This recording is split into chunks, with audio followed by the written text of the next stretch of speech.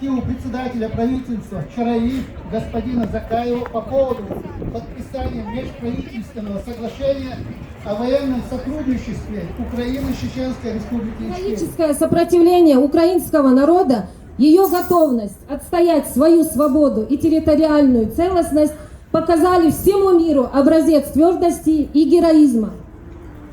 Уважаемые чеченцы, в один день я обязан приехать в свободную республику Ичкерия и со свободным, гордым чеченским народом сесть за столом и отпраздновать нашу общую победу.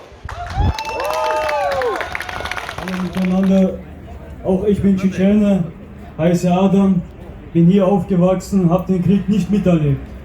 Jedoch fühle ich auch, was ihr mitfühlt. Und so sind wir auch in Gedanken mit euch Ukrainern. Den Text, den ihr vorgelesen bekommen habt, gilt um quasi Situationen. Dies werde ich jetzt aber auch übersetzen auf deutsche Version.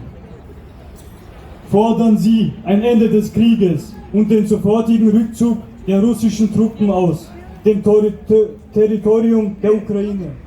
Ще раз хотілося б звернутися до політичного керівництва країни України, визнати Чеченську Республіку і дати їм можливість жити так, як вони хочуть, і стати на захист будь-якого агресора, а також інших народів Російської Федерації, які знаходяться в гнобленому стані.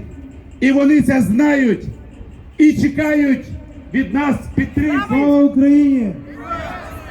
Слава нації! Україна! Україна! Нашу мрію